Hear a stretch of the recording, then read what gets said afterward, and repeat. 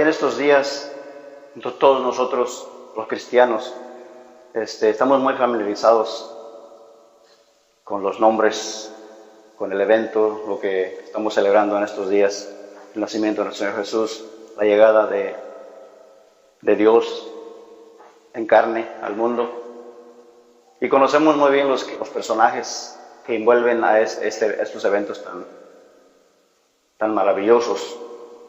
Todos estamos familiarizados con María, José, los pastores, todo el elenco que hizo posible la historia que estamos hoy viviendo. Pero yo quisiera compartirles con ustedes hoy algo que para mí, cuando yo empecé a estudiar la Escritura, me caía un poco raro y me caía un poco afuera de lo normal. Lo aceptaba, pero no en su totalidad. Y es bueno que en el pueblo haya claridad en la Escritura, ¿verdad?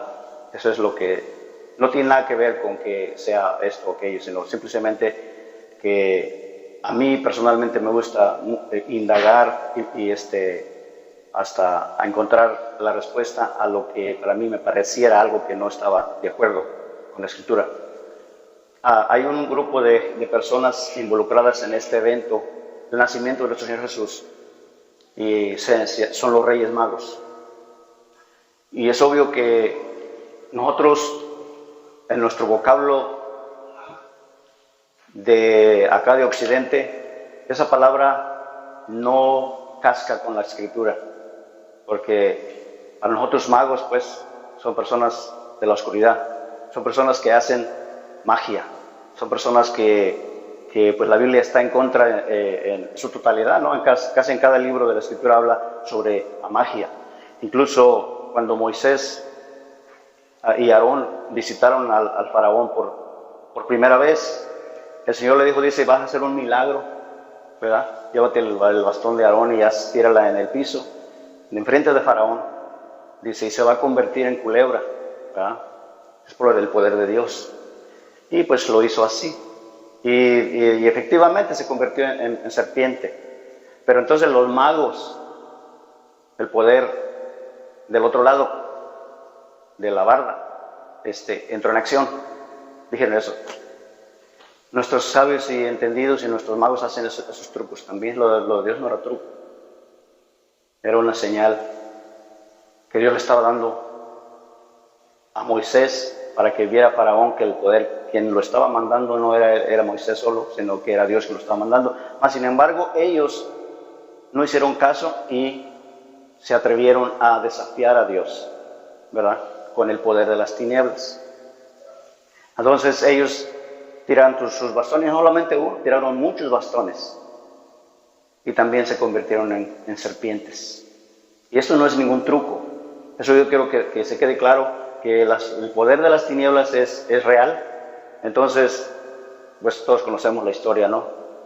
La serpiente de Moisés se comió a las de los sabios. Pero no se quedaron maravillados, dijeron, todo, incluso en cada plaga que venía, ellos la estaban duplicando.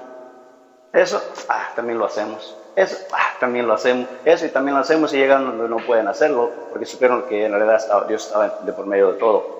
Pero el punto mío es que la palabra que se encuentra aquí en Mateo, lamentablemente nuestras traducciones de español o de inglés nos mandan por otro camino. Y esa es una de las cosas que nosotros como oyentes tenemos que hacer caso, y no necesariamente es lo que la Escritura fue traducida así.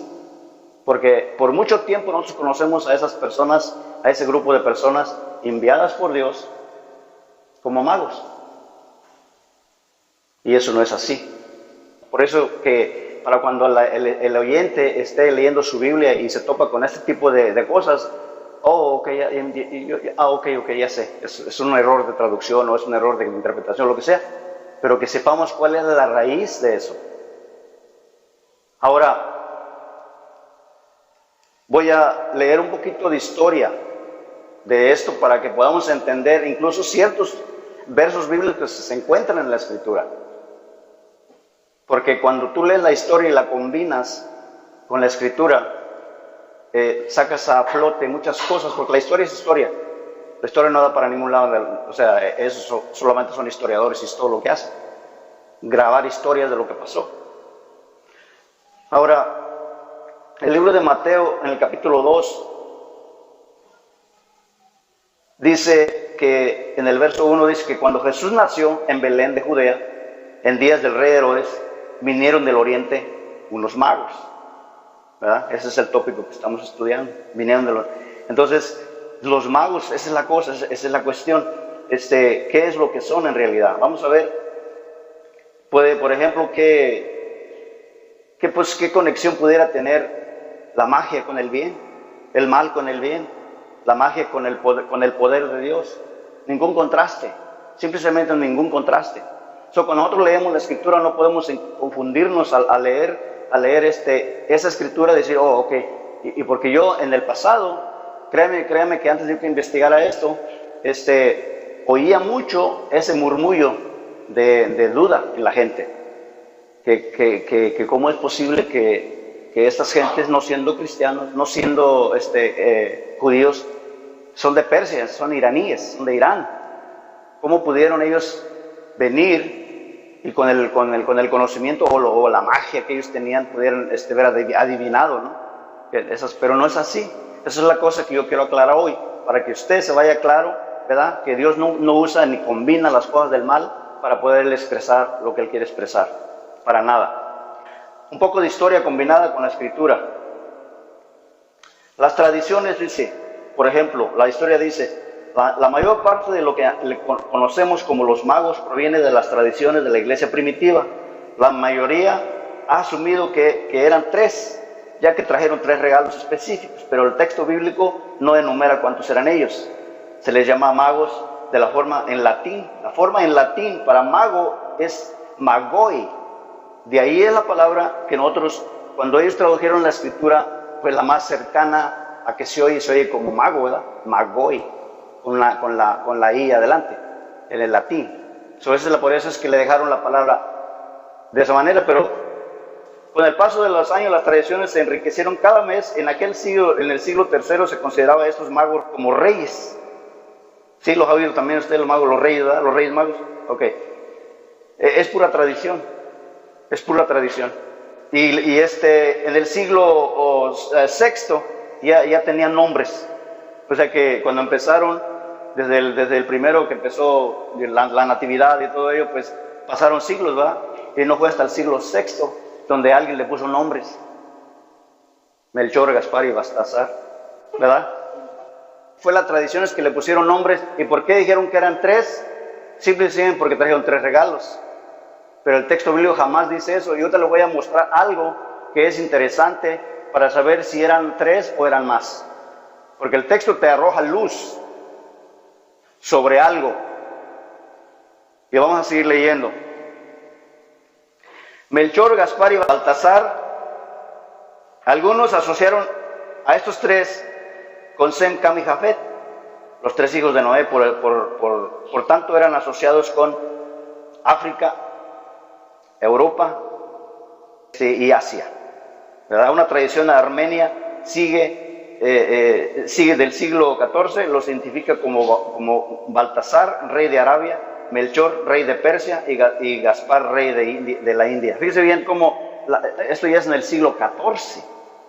Empezaron allá, tal vez las traducciones del hebreo empezaron muy bien y luego empezaron a contaminarse las traducciones, ¿verdad? Empezaron a meterla. Y no solamente tenemos en esto de los reyes magos, tradiciones tenemos en todas las fiestas que nosotros celebramos que son de la Biblia. Hay mucha tradición dentro. Por eso tenemos que tener cuidado, ¿no? Porque para no confundirnos nada más, ahí tú verás lo que tú quieras celebrar, ¿no? Pero que tú sepas exactamente qué sucedió. Incluso los hermanos, cuando tradujeron la escritura, la que tenemos hoy, que nosotros hoy aquí, Hechos, capítulo 12 y el verso 4, está mal traducida. Y solo porque ellos agregaron ahí y dijeron que estaban celebrando, no dijeron Pascua, sino dijeron Easter. Y es una traducción que está en nuestras Biblias, pero esos errores de traducción, o sea, se les pasó ahí, ¿no? Y cuando estaban en las fiestas de Easter. ¿Cuál Easter? Ni que nada, eso es una fiesta pagana. Las palabras correctas que deberían estar en la Biblia, en nuestras Biblias hoy en día, en las páginas de nuestra Biblia, debe ser la Pascua o Passover. Es todo. Porque fue lo que Dios instituyó en Egipto. Por eso es que se llama Passover. Porque pasó el ángel de la muerte por encima y salvó a los que estaban dentro de la casa. Por eso se llama Passover. Y Pascua viene de la palabra latina Pascha, que también viene siendo lo mismo que es Pascua. Por eso de ahí viene la palabra nosotros para Pascua. Pero es lo mismo, Passover. Pero nada que ver con Easter. Es una tradición que se infiltró en las festividades cristianas. Y eso el cristiano debe tener cuidado. Seguimos adelante con la narración. Es mucho, pero solamente lo más interesante es que ¿quiénes eran estas personas? Muy interesantes que son las tradiciones que estas personas nos presentan, pero de bíblico no tiene nada. Nosotros necesitamos de saber quiénes eran estas personas para darles el lugar correcto, ¿verdad? Porque será por eso que no hablamos mucho de ellos en las fiestas de cuando estamos así, decembrinas que le llamamos. Será porque no hablamos mucho de ellos. Los tenemos que nombrar de a fuerza porque están en la Escritura. Pero no hablamos así como de José, de los pastores, de María. Nada, de los regalos hablamos mucho y todo. Pero de estas personas no hablamos mucho porque es que ahí está, pero dice magos, ¿me entiendes? Como que no son magos. Eso es una de las cosas que tenemos que saber, que fueron personas enviadas por Dios. Ellos tenían preparada la profecía exacta para el día y todo eso. Por eso es que Dios escoge a su gente lo que va a hacer. Él no es una persona que lo hagan desaprevenido. Él tiene todo preparado. Todo preparado. Escucha bien. ¿Quiénes eran esas personas? Los antiguos magos eran un sacerdote, magos o lo que sea, ¿no? El magoi. Eran un sacerdocio hereditario de los medos, conocido hoy como los kurdos, al que se les atribuye profundo conocimiento religioso, después de que algunos magos que habían estado escritos en la corte de Media, del país donde ellos vivían, demostrando ser expertos en la interpretación de los sueños, el rey Darío los estableció sobre la religión estatal de Persia. Y aquí vamos a llegar a algo que, por eso le digo que esta historia le trae luz a las escrituras que nosotros vamos a leer enseguida. Estas personas, entonces ya sabemos que ellos, de acuerdo a la historia, eran unos sacerdotes, pero eran hereditarios así como el sacerdocio levítico de Moisés, ¿verdad? Era igual, era un sacerdocio, pero estas personas tenían doble función. O sea, por eso es que el rey Darío los puso adelante. Dice, estas personas son sabias, estas personas saben, yo quiero algo así para mi corte, ¿verdad? Los puso para que tuvieran poder, y lo tenían el poder. Ahora, fue en esta capacidad doble por el cual se investía a los abogados civiles y políticos con autoridad religiosa, que los magos se convirtieran en la casta sacerdotal suprema del imperio persa y continuaron siendo prominentes durante los subsiguientes periodos, de los cuales eran el Seleucid Empire. Eran 3 imperios que siguieron después de la muerte de Alejandro el Grande. Alejandro el Grande fue el último que conquistó, era el imperio griego, y después 4 generales de él se dividieron toda la tierra que existe allá en Asia, lo que conocemos, y uno de ellos, el imperio de Seleucid, fue cuando Cristo llegó. Él es el que estaba oprimiendo a los judíos y todo ese rollo. Vamos a ver. Ahora pues, ¿qué es lo que pasa? En todo esto, ¿qué pasa? Dice, ¿qué papel juega Daniel, por ejemplo? Porque estamos hablando de los que supuestamente magos. ¿Quiénes eran? Ya identificamos que no eran magos, eran una persona sabias, eran sacerdotes, eran gentes del Estado, pero que tenían doble poder, doble fuerza, doble poder. Eran religiosamente altos en conocimiento de eso, pero también tenían poder para hacer reyes. Por medio de ellos son los que ellos pueden hacer los reyes. No era el presidente ni era por votación. Ellos llegaban y decían, tú eres el siguiente rey. Tenían poder. Por eso es que se concorda con lo que el Señor quiso hacer. Ahora, ¿por qué vinieron ellos a hacer rey a Cristo? ¿Verdad? Por esa razón, ¿verdad? Porque ellos eran hacedores de reyes. Incluso cuando el rey miró en Daniel una capacidad superior incluso a los sacerdotes de ellos, que tenían bastante capacidad, pero miró el rey en Daniel ¿Y qué cree que hizo el rey? Bueno, la escritura dice, y si usted quiere apuntarlo, está en Daniel capítulo 4 y el verso 9, y también lo vamos a leer en el mismo libro de Daniel capítulo 5 y el verso 11. Dice aquí, a Daniel se le llamaba el Rab Mag, así se le llamaba a él. ¿Okay? En el imperio persa no se llamaba Daniel él era Belsasar, ¿okay? Porque es el nombre que le pusieron. Ahora dice Daniel capítulo 4 verso 9, Belsasar, jefe de los magos, fíjese bien, jefe de los magos. Y ya que he entendido que hay en ti espíritu de los dioses santos y que ningún misterio se te esconde, declárame las visiones de mi sueño que has visto y su interpretación. El otro verso del 5:11 dice, Daniel 5:11 dice, en tu reino hay un hombre en el cual mora el espíritu de los dioses santos.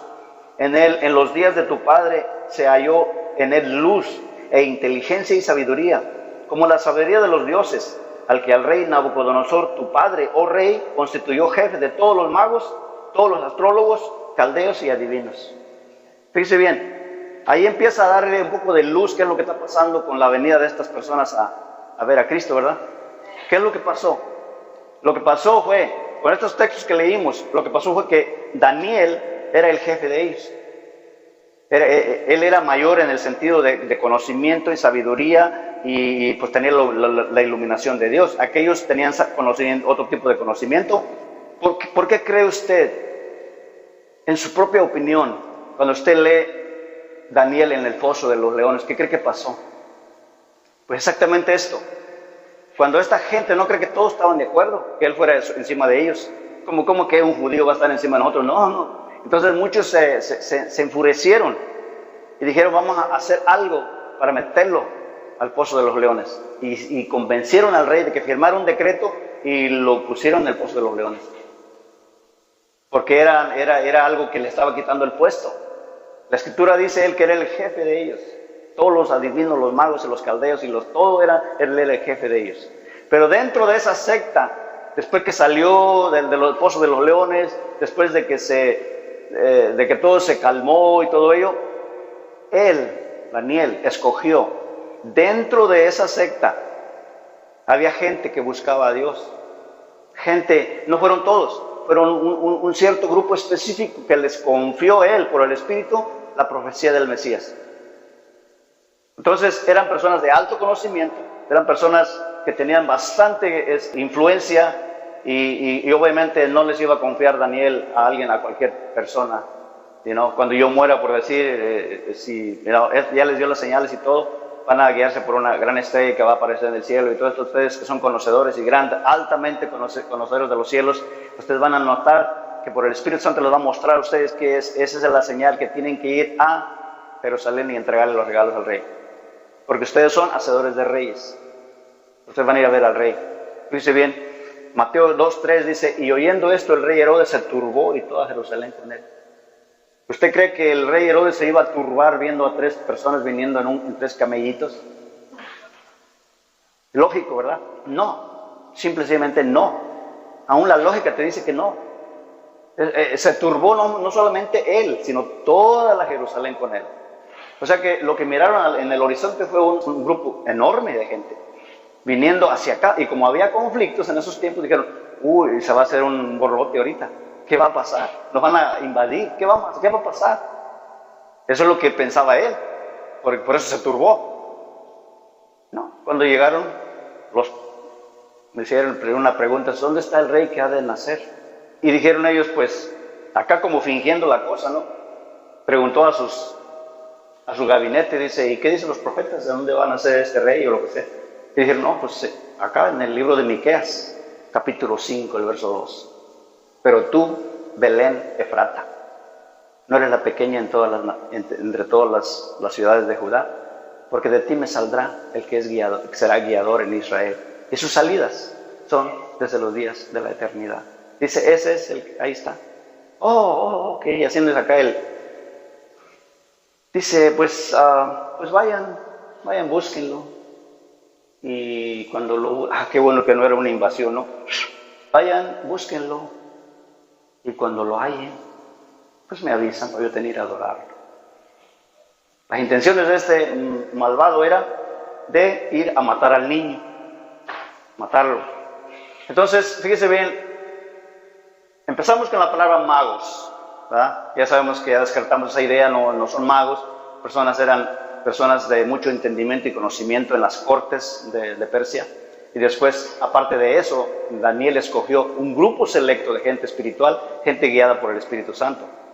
Otra cosa, no hubieran oído la voz de Dios. ¿Qué fue lo que dijo Dios cuando le dijo el rey Herodes? Vayan y avísenme, y cuando encuentren al niño, pues me dicen, yo tengo que ir a adorarlo. Pero fueron avisados por sueños. ¿Quién les avisó? El Señor.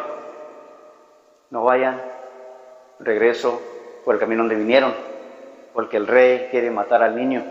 Váyanse. Se fueron por otro camino, hacia su tierra. Pero le entregaron todo al niño. ¿Me explico? Entonces, cuando el rey se miró burlado por estos reyes, o por estos magos, cuando se miró burlado, le entró un gran enojo, que mandó a sus soldados y maten a todos los niños de 2 años para abajo. Todos. No me dejen ni uno. Mi punto es este, de aclarar que Dios no está lidiando con gente que no son gentes espirituales. Son gentes buscadores de Dios. Eran gente santa, era gente limpia, era gente que Daniel les confió a ellos esa profecía mesiánica, la cual a su debido tiempo la interpretaron muy bien, porque miraron la estrella y fueron guiados por el Espíritu Santo hasta donde estaba el niño. Y todo Dios ya lo estaba guiando. Váyanse por acá, no se vayan por allá, porque acá lo está esperando aquel y los va a matar. No, se fueron por allá, porque Dios lo estaba guiando. ¿Me explico? O sea, ese es el punto que yo quería que nosotros entendiéramos, ese vocablo que se oye como muy raro, ¿no? La palabra, nos la tradujeron así, palabra magia, pero no es magia.